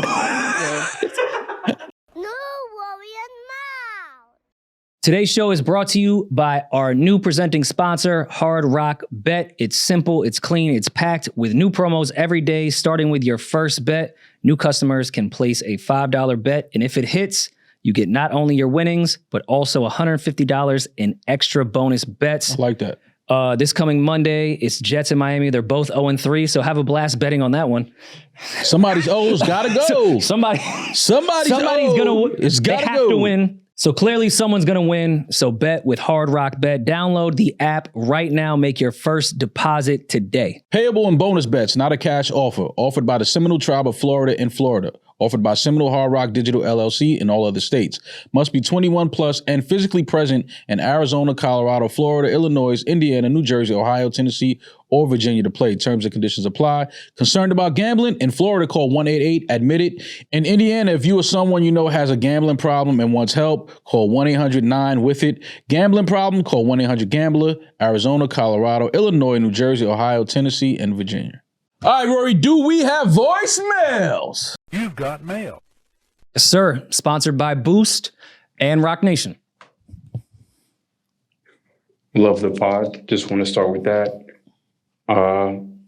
Arthur, just wanted to ask the pod a quick question because I love y'all dearly. Everyone's perspective has helped me and gained a perspective on how to get in line for what's for you. Y'all speak from a very pure and honest perspective, and I really, really appreciate that. Everything that y'all put in. Thank you. My question is this: how do you deal with rejection when you know you have been qualified or it's just not working in the pace or space? How do you just deal in that situation and make it work? Thank y'all. Appreciate y'all. Hopefully this helps me and other people. Keep doing what y'all doing. Love. All right, so he's asking, how do you deal with rejection? Yes. If, for example, there's a position that you know you are qualified for and deserve, yet you don't get it. Now, me being white. You blame that on DEI. No? Oh, my bad. Okay. Well, I mean, for yes, half of the country, that is usually their go-to when it comes to certain things. Yes. All the Navy pilots that don't get a job because they wanted to give it to a black woman that was cleaning up. Yo, your crew in DI is some of the dumbest shit I've ever heard of my entire life. Holy shit. Wow. They didn't deserve it. You know what it takes to be a pilot? Oh my God. Jesus They just Christ. letting anybody? Well, shit, the Saudis did. Yeah. And we harbored them in America. And then they made impossible turns to fly into the Pentagon. Give this man some advice. Mine is a little, I guess, cliche, and maybe won't hit when you're in the moment of rejection and feel like, fuck, how am I going to get a job? There's been plenty of label roles when I was still working corporate, of stuff I did not get that I thought I deserved, and it stung and it sucked. But now in retrospect, I see that a lot of those opportunities would have put a ceiling on my entire life. A lot of stuff I wanted to get would have fucked me over in the long run. Like, there was a time when I was working for Shy that all I wanted to, my dream would have just been a fucking A&R at Def Jam. Couldn't have thought of anything better in my life than that. Now, I'm not shitting on anyone that works at a label. I think that's great. I think the vice president, president, that's an incredible gig. Knowing myself now, that being a ceiling for me would have been the wrong path. So a lot of the rejection I got of things that I thought I wanted, I can now see was a blessing that I did not get those things. Able to work with myself, for myself now, get to work with you guys, have the freedom to be creative and do what I want when I want. It still work, of course, but had I not been rejected from a lot of the things I thought I wanted, I wouldn't have had to regroup and find the things that were actually better for me in that regard. So many gigs that if I would have gotten them, man, I'd be sitting here, and again, no disrespect to a salary or whatever, but I would have been getting way less money in a city that is too expensive for anyone to fucking live, where the ceiling at most is a vice president gig, where a salary is not going to move no matter what you do for that company. Yeah. I wasn't right for it, and they said, fuck out of here. And I'm glad they did, because I wasn't. Yeah. I don't know if that would have been something that I would have wanted to do in the long run. Rejection is good. We need rejection. You need something, even if you feel like you're qualified and that job was for you. Sometimes you need that no. You need that moment to kind of like think, figure things out, pivot. People are scared of rejection. Rejection means that you tried something and it didn't work this time. It doesn't mean it's never going to work or it's never going to happen for you. Let's take this as a lesson. Take this as time to sharpen your skills and work on things that you may need to work on. And timing too. Time is an important aspect that people don't allow to happen as much as they should. Maybe that just wasn't the position for you. That wasn't the job for you. That wasn't yours. And that's okay. Like, but you know, if it's for you, it'll find you. Just keep your job is to keep working and to keep becoming better and things that you need to work on with yourself and professionally, personally. And it'll happen eventually. And when it does, your job is just be prepared for it. Yeah. And use these rejections to pivot and get new perspective. Yeah. I wasn't necessarily rejected from St. Peter's College. I was politely asked to leave. But in that you moment, asked to come back and you were rejected. In that moment, did I feel like I royally fucked up? I had a full track scholarship and I got fucking kicked out because of my temper. Yeah. But at that exact same time, went to another school. We practiced at 6 a.m. instead of 2 p.m. where I did at St. Peter's. I was then able to go intern at Def Jam because I didn't have to have track practice in the middle of the fucking day, which then led to everything else. And, you know, down goes the waterfall from there. But timing. Yeah. Like I thought, shit, I cannot believe I just fucked this up. It opened an opportunity where I had more freedom to do what I actually wanted to do. Right. Like, is it great to be a communications major at St. Peter's College? Sure. I think that's great. Anyone that graduates from college, I think that's a great accomplishment. But I didn't find purpose until I got rejected from there and went somewhere else. Right. So, yeah, you have to make the most of those moments and not get down about it and feel like, oh, fuck, if I got rejected from this, what's my worth in anything else? It's maybe not for you. Yeah. So, you know. Well, hopefully that helps you. And again, man, you know, if it's for you, it's going to happen. Don't worry about it. Rejection is not permanent. It's just right now temporary. Eventually things will happen for you, especially when you're ready for them. So don't trip too much, man. And I mean, I don't know, is he also getting rejected from a person, or was he just going job all the way through on there? I think he was just doing job. Yeah. But that could have been like coded because he didn't want to say rejected from a girl. Or they, you know, whatever his thing is. Being rejected by somebody, like, personally, is always been funny to me. What do you mean? Funny how? Because when it's happened to me, it wasn't funny. But it is funny. I mean, you might not think it's funny because of your ego, but like when you really sit back and think that somebody was like, nah, I'm cool. That's just some funny shit. Like, that shit hurt. Like, yo, what you mean I can't take you to dinner? Like, that shit hurt. You don't want to eat? Like, you're not hungry? First of all, not getting a job because of qualified or not qualified is one thing. Somebody rejecting your existence it's a different type that shit is funny to me. Like, yo, what you mean we can't go to dinner? Like, nah, like I know some pretty nice spots. Like, no, fuck it. It is what it is. But do you even want to be around the person that immediately rejects you? Like, to me, that's, and again, this comes with time, because trust me, I have an ego, I'm fragile, all that. There's been times I was rejected and felt sad about it. But now it's like, why would I? But why would I even want to? Like, why did you feel sad though? Ego. 100%. Okay, all right. It had nothing to do with like me, like, I didn't even know the person like that. Right. Because when you get rejected, you don't really know. You don't know the person. Why are you putting that much into it? Like, this person, I don't even know this person. It's all self-ego. It's all ego, man. That shit is all ego-driven shit. And then I'm going to sit here trying to convince someone that out the gate, their first impression is they see me and go, nah, I'm not going to convince that person. Nah, I don't want to go out with you. I'm cool. Damn, all right, fuck it. But that's what I feel like high school and like puberty and just all that like really teaches you. And like, we would walk in the cafeteria and women would just immediately in their head go, no. And you just got to live with that. That is hilarious. With a developing brain of like not knowing anything. I'm telling you, that's why Next is the greatest show ever, man. They got to bring that back. They just got off the bus and they be like, Next. Like, I didn't even say nothing. No, it's moved on to popping a balloon. Fuckers come out there in their finest garment and just pop, my pop. God. Like, God Yo, damn. that shit is the funniest shit in the world, man. You just walk in the room and niggas start popping a balloon. You know how I don't think there's anything wrong with that though. No, it's not. It's like I really don't, bro. But it's just funny. It's like very humbling. Somebody see you and be like, like maybe that shit. You know what? That might be a skit for us. Like we just go outside, people that walk past, we just pop a balloon.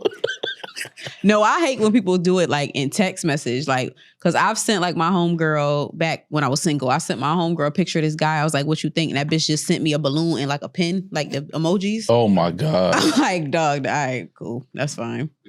That is just that the idea of that is just hilarious to me. I have another voicemail, but it's not a voicemail. But it was an email that was sent. Oh. Okay. It's going to be quick. All right. Because I know you guys, so I know what you're going to say. But this girl said, hey, I'm sorry for emailing you. I tried to ask a question on the link for the pod, but I don't want my husband to hear my voice. I tried to change it so many times it didn't work. If you see this, I would love for you to ask the pod. She was trying to talk like a federal witness. Yeah. Yeah, like. Hey there, Rory and Mo. From the Ray J. Rico. Yeah. She says, I have been married for 5 years now and it's been great, but it's been one little thing. He won't let me have his passcode. He cheated early on in the relationship, but we got back together. Obviously, it hasn't been easy, but he's worth it. Just wanted to ask y'all what y'all think. Well, I also love her logic here. So I assume she didn't want to do a voicemail because her husband also listens to the show, didn't want to hear the voice. That was so specific. I'm sure her husband is like, well, this is about me. Yeah. Man, you could have just said it. Yeah, you could have just said that. Like, yeah. She wants the passcode to his phone, but he won't give it to her. Yeah. Okay, and he got caught cheating previously, and they're married and have been for 5 years. If he hadn't been caught cheating, I would say no, because even if you have nothing in your phone, like there needs to be boundaries and like if I'm just giving you my phone for no reason, where does it end? But if you got caught cheating and you're married, you got to give that passcode up, bro. Like see, you have to. I'm different. Like I would give my girl my passcode. Sure. Like, cause I'm not cheating. I wouldn't give a fuck. But there's still things in my phone. Like my homeboy might be going through something with his girl or something, or you know what I'm saying? It's like now you reading that. It's like, I don't want you to know that about my homeboy. Like that's what it's not more so that I'm cheating. It's like now you reading shit that my homeboy going through. You know what I'm saying? Like my other friends might be, it's like, that ain't for you to know. Yeah. And if people saw like the memes and videos Maul and I DM each other, I don't think I wouldn't have a job. If we had significant others, would think too highly of us. Yeah. I don't think they need to see that. Everyone I've dated has had a great image of Maul that I'd like to keep. And if they saw some of the... Yeah, if they saw the memes that I sent Peeje, like, we're canceled tomorrow. That was always. You can see this stuff between me and Jay Electronica. I forgot about that. Matter of fact, I gotta delete that text thread, man. Let me delete that shit now. That was always my main thing when it's like, don't go through my phone. My homegirls send me nudes for approval. You don't need to be going through my phone. Now, having my passcode because it's like if something like, yo, can you answer my phone or can you Wait. Your homegirl send you nudes for approval to send to a guy? Mm-hmm. Oh, okay. Yeah. But it'd probably be better if a man was a better second reference with that. Yeah, it should be another layer of like security. They should like, definitely babe, what do you think of this news? They should definitely approve, get their news that they're sending to their man approved by another nigga for sure. Yeah, that makes that sense. Okay. Yeah, hell yeah. It's like a two-step. Peeje says two-factor authentication. Two-factor with the Google code. Okay. Is it inappropriate? Because I've heard specifically, unfortunately, Maul's name before, women will send dick pics in their group chat to other women. Is that inappropriate if one of your homegirls is in a relationship? Because to me, that's kind of some men that would think so. If I went through my girl's phone and went through her group chat, and even if obviously she's not asking to see somebody's dick pic, but if it's in there, like, yo, what the fuck? They don't respect that you in a relationship and dicks shouldn't just be in your phone like this? That's when girls look at the most dicks when they're in a relationship.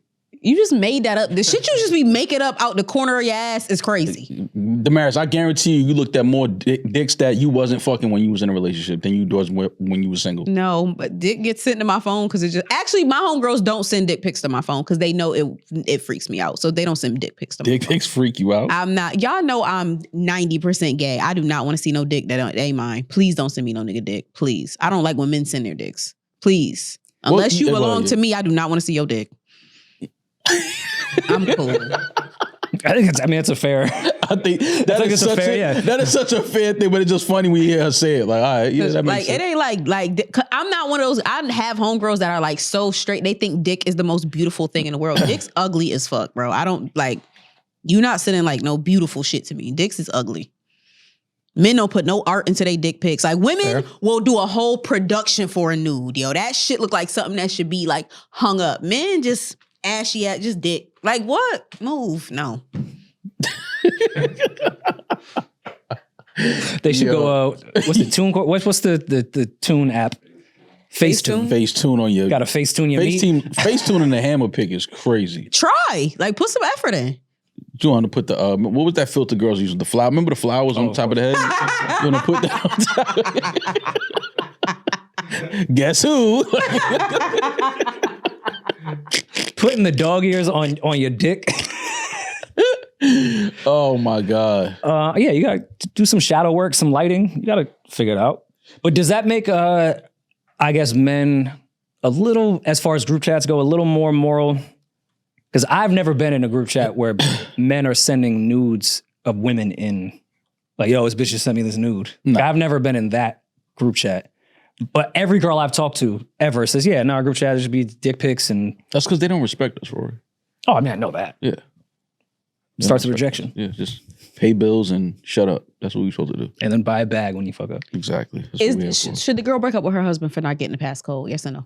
No, but he needs to come up off that passcode. No, she shouldn't break up with him, and no, he shouldn't come up off the passcode. What? If you cheat for what? And she stays, you got to get the passcode. No, for what? If I cheat and you stay, that's it. You stayed. Ooh. It's over. We married. Facts. You don't want to be married no more because you don't got my passcode? I'll see you in court. I bought you a bag. But this is my thing. And this is... I bought you a bag. You want a passcode? No, but I'll buy you a bag. See, Lotto stage. That's my issue with it.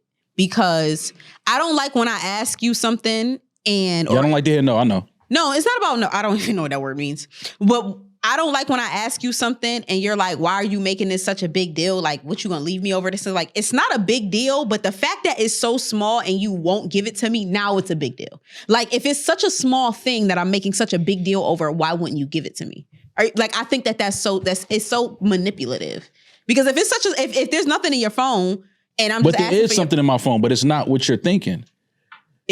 I'm not cheating, but I don't want you reading like shit that my homeboys is going through. You think that he's not cheating? The man that got caught cheating already and still won't give the passcode? That's not fair because you can get caught cheating and never cheat again. So that's not fair. I don't want to put that on because he got caught before me and he's definitely cheating again. He could have got scared that he was going to lose his wife and his family. Listen to 444. You're not giving that passcode up. You ain't that scared because you ain't giving that. But I will say the fact that he did get caught cheating before, he don't have much leverage to not give up the passcode. I think that's the most important part. Yeah. So sis, it's gonna bother you. It's gonna bother you. But that's whack though, because if he never got caught cheating and he wouldn't give up the passcode, it would still be a problem. It would be a problem, but I don't think it would. So it'd be more of a problem for her asking that. Like, why? No, no matter what, it would be a problem. That's why there's no winning in that situation. Like, if he never got caught cheating before and didn't want to give up his passcode, it would still be an issue. If somebody decides to stay in a relationship after cheating and wants to work on it, you have to exude a lot of effort as well, because it's going to take that person a lot of time to earn the trust back. But it's called insecurity though. It means in you. You got to do the work internally. Yeah, no. My passcode, because insecurity would be if I never cheated and you have baggage and you just want to go through my phone because you're insecure with everything else. If I have done something to you, you're not insecure about it. I did it to you.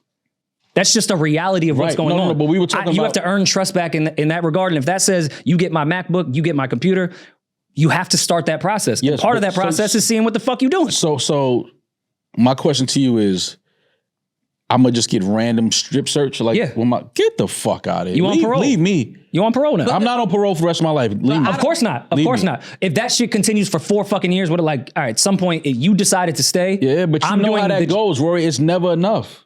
Okay. Yeah. You know that. Once you get caught cheating, it's never enough. You can have my passcode. Check everything. You must have wiped this shit clean.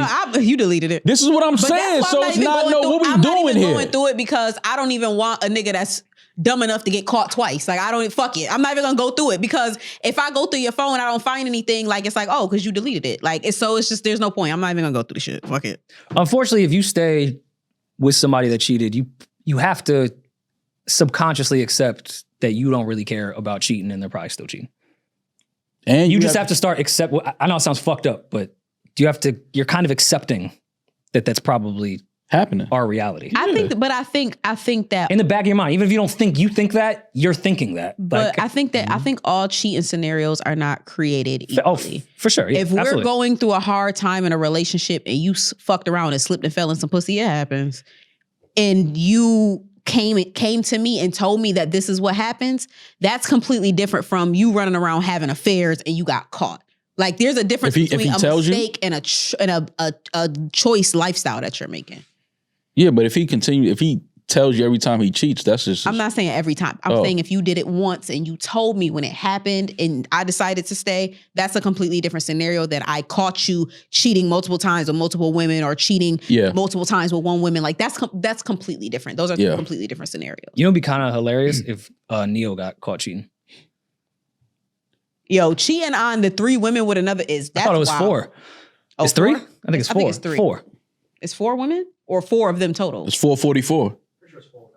Yeah. Getting caught cheating on one woman is exhausting as far as anything. Imagine 4 women in your house that you cheated on. And they jump you? Naked? Christina, Ariel, Monet, and Bree. Oh, Christina's called Pretty Baby. That's cute. What? Look at this stuff, Demaris. Pretty Baby, Twin Flame, Phoenix Feather, and Sexy Little Something. Nah, I know everyone feels a way about Ariel. Why Ariel the Twin Flame? Neo is crazy. Nah, Phoenix Feather got the best pussy. Oh, for sure. Phoenix Feather. Nah. Sexy Little Something got the best pussy. Bree? No, she got the best body. Bree? Yeah, she got the best. Yo. She doesn't clean in the house. She does no chores. There? Oh yeah, Bree got the 100%. Mom said yeah. But stop thirsting over his girl, yo. I'm thirsting. I ain't thirsting. Man, I think it's just a beautiful unionship. I think this is black love right here. They all black women too, right? I believe so. Yeah. Shout out if you Neo, had 4 girlfriends, imagine cheating and you had 4 girlfriends. Yeah.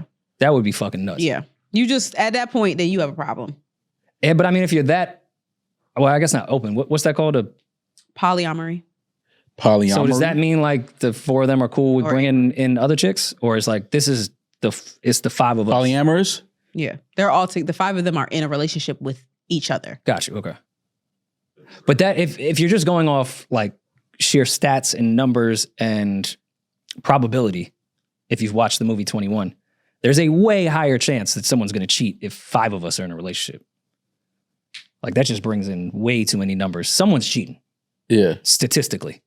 I don't think it's Brie. I don't think it's Sexy Little something. Phoenix may have stepped out. I ain't gonna lie, Neil. I don't know what Neil waiting on, but he need to get that motherfucking TV show going. I'm gonna sit and watch for sure. Everybody's gonna watch. Are you kidding me? All right. Neil has kids, and I know there's been like some stuff with his baby mother and this whole thing. That's got to be wild, though. Like if one day my baby mother ended up in a relationship with 4 other women and a guy, and no, my kid's not allowed over there. Well, I mean, yeah, I can understand. You can't have 5 stepmothers. I can understand that. Yeah, I'm not mad at that. Nah, that's not an environment. Nah, I'm sorry. Yeah. And no, everyone's choices, like live free. Yeah, I think good, but nah, my kids can't be over there. I don't think I would want my teen over there. My baby, I wouldn't mind, if that makes sense. Someone who's old enough to understand what's going on, I wouldn't really want that. But a baby, a toddler, I actually think having 4 women in a house with a baby, a toddler, I think that's a beautiful environment. You have a whole village in the crib. Like you get mad. Nobody's never not giving you attention. Fair, but all right, vetting one person that your child's mother or father is dating is one thing. Vetting 4 different personalities, like, yeah, I don't know. 4 separate people with 4 separate lives, 4 separate groups of other people next to them. Like, that's too much involved. Like, yeah, I can understand. 4 different families as well with their parents. They're like, nah, that's not very Brady Bunch to me. But I respect what Neil's doing. Listen, I wouldn't have the patience for it. We got to put Neil. Stamina, Neil need to be on the next one of the bills. What bill is available without a president? Oh, I thought you meant like a show. I was going to say the Saudis are hiring. Oh yeah, but this is what he's doing Saudi shit. This is Saudi culture right here. What Neil doing? He just adopted the Saudi culture. Yeah, that's all that is. Damn, and finding 4 women like that down for that. No, I think it's a beautiful thing in that regard. Yeah, like shouts to Neil, but I don't know. What happens if like one person? Do you all break up with one person if they leave? Nah. This is too messy. Nah. Like what if Bree just wants to dip? Yeah, closure convos 4-on-1, Peeje said. Yeah, you got to talk to all of us at the same time and tell us why you breaking this thing up.